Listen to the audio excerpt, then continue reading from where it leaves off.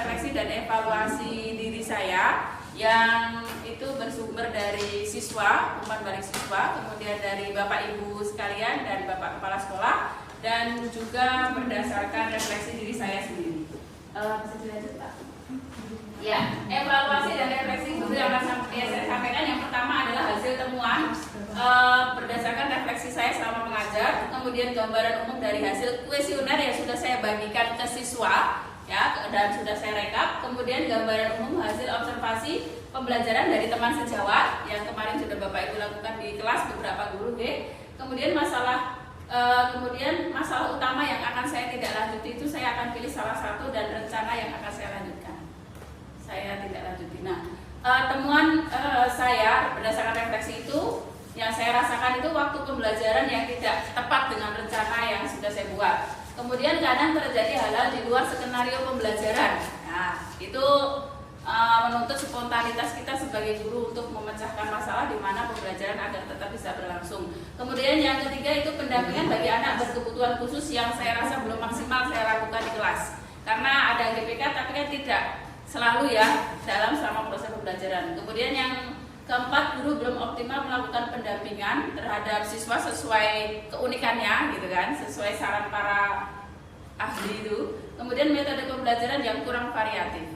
Itu temuan yang saya rasakan sebagai guru.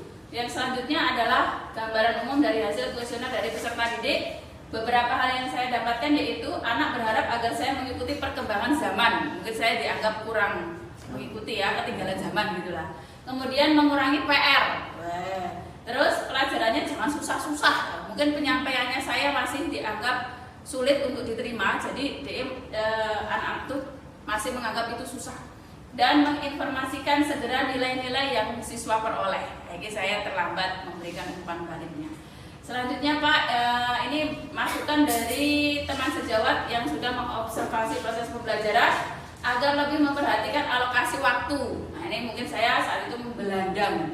Terus memperhatikan tujuan pembelajaran yang akan dicapai agar tidak melenceng jauh, dan penilaian pembelajaran yang menyeluruh. Ini beberapa catatan dari teman sejawat.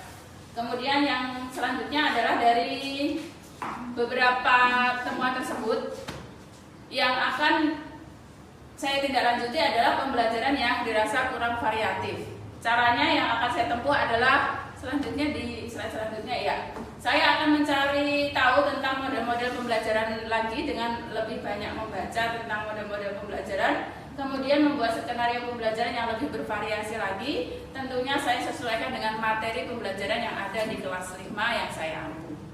Ya, itu saja penyampaian diseminasi saya berdasarkan umpan balik dari siswa, teman sejawat, dan refleksi diri saya. Ngaten Pak Edi Widianto. Terima kasih. Assalamualaikum warahmatullahi wabarakatuh.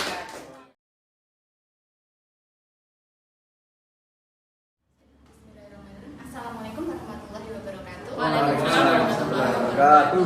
Yang saya hormati Bapak Kepala Sekolah Bapak Edi Widianto dan Bapak Ibu guru sekalian SD Negeri Terbatasari 1. Perkenalkan, nama saya Ibu Asyedi Trisucianti, guru kelas 3 SD Negeri Terbatasari.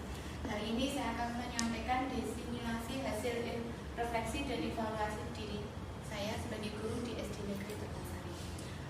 Evaluasi dan refleksi guru ini ada beberapa hal yang menjadi garis besar yang menjadi pengamatan saya. Yang pertama, hasil temuan masalah yang sering terjadi dari catatan guru saat mengajar. Yang kedua, gambaran umum dari hasil kuesioner dari peserta didik. Yang ketiga, gambaran umum dari hasil observasi proses pembelajaran dari teman sejawat. Yang keempat, masalah utama yang akan ditindaklanjuti. Yang kelima, rencana tindak lanjut yang akan dilaksanakan. Yang pertama, hasil temuan masalah yang sering terjadi dari catatan guru saat mengajar. Ini saya amati pada waktu saya mengajar di kelas. Yang pertama, masih banyak siswa, hampir lebih dari 50% itu yang kesulitan dalam memahami isi bacaan atau soal. Itu sehingga memerlukan banyak waktu untuk menjelaskan ke siswa tentang isi bacaan atau maksud dari soal tersebut.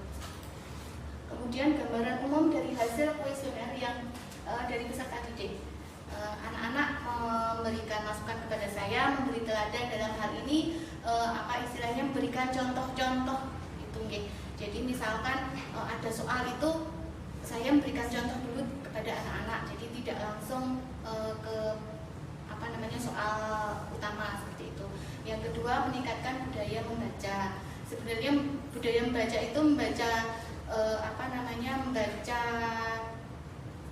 senyap itu sudah dilakukan, tapi mungkin kurang maksimal seperti itu. Kemudian gambaran umum dari hasil observasi proses pembelajaran dari teman sejawat yang sudah Bapak Ibu lakukan. Yang pertama, perlu diperlukan pemberian reward kepada siswa. Ini kadang saya lupa saking semangatnya, mungkin anak-anak hanya saya ucapkan terima kasih sudah menyelesaikan tugas, tapi untuk memberikan reward itu saya masih kurang. Yang kedua, penyampaian tujuan pembelajaran di awal masih sering lupa. Kemudian yang ketiga, penyampaian materi terlalu cepat. Kemudian masalah utama yang akan ditindaklanjuti adalah manajemen waktu pembelajaran terkait penyampaian materi yang terlalu cepat. Jadi anak-anak menganggap saya tergesa-gesa dalam menyampaikan materi. Kemudian rencana tindak lanjut yang akan saya lakukan yaitu mengoptimalkan manajemen waktu dengan melihat panduan skenario pembelajaran. Demikian yang dapat saya sampaikan. Terima kasih. Assalamualaikum warahmatullahi wabarakatuh.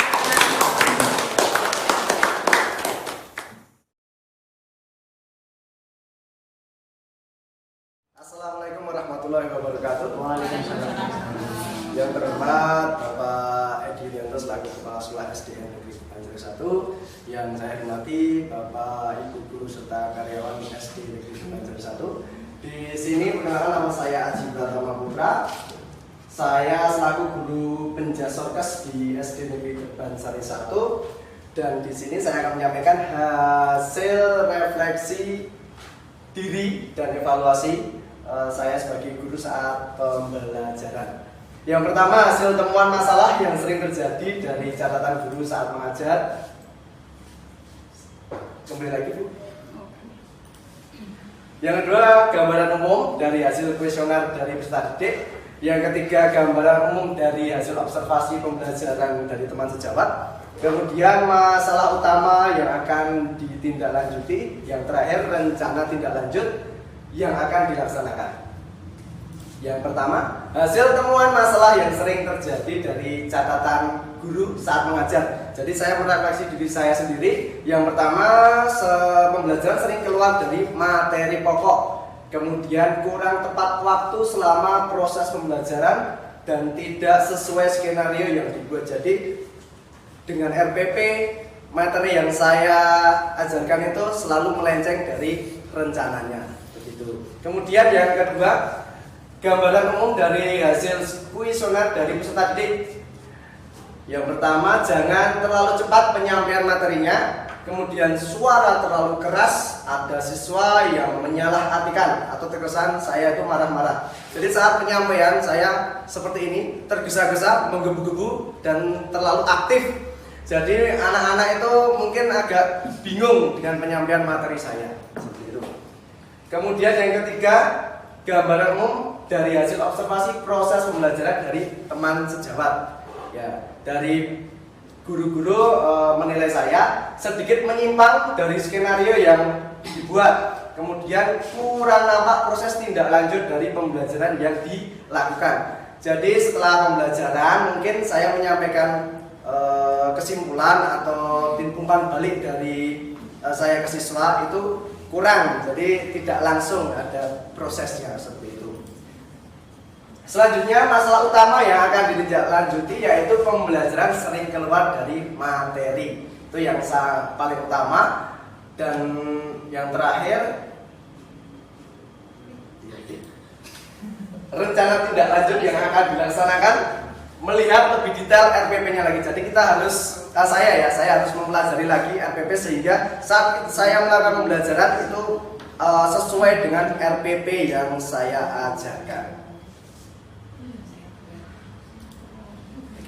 Sekian, terima kasih. Saya akhiri. Wassalamualaikum warahmatullahi wabarakatuh.